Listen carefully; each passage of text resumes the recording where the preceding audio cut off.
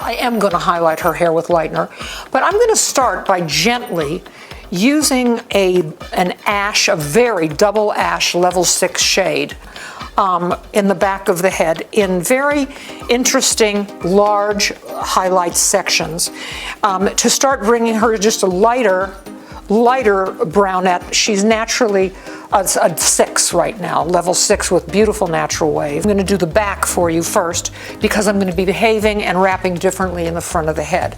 So in foil 1, permanent dye 6.11 by Rusk Deep Shine mixed with 20 volume developer, and powder lightener in the other foil mixed with 20 volume Deep Shine developer.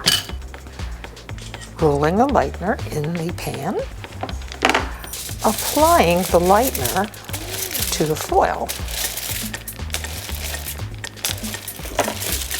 Because when I make sure that the lightener is on both sides of the hair, I get the best penetration.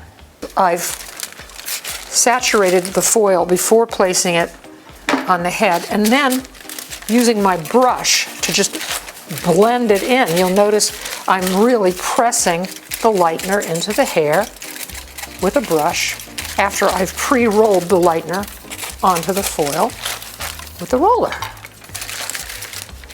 So we're saturating the hair on both sides, which creates better penetration, faster lift and deposit, and just an all-over better experience for the colorist and the client. So I'm melting the hair with lift at the regrowth area while I'm doing a much lighter, brighter blonding with the lightener on the hair lengths. No rotation, high, 15 minutes. I hope you've enjoyed everything. I've loved showing you different ways to blonde it up. Come back and see me again.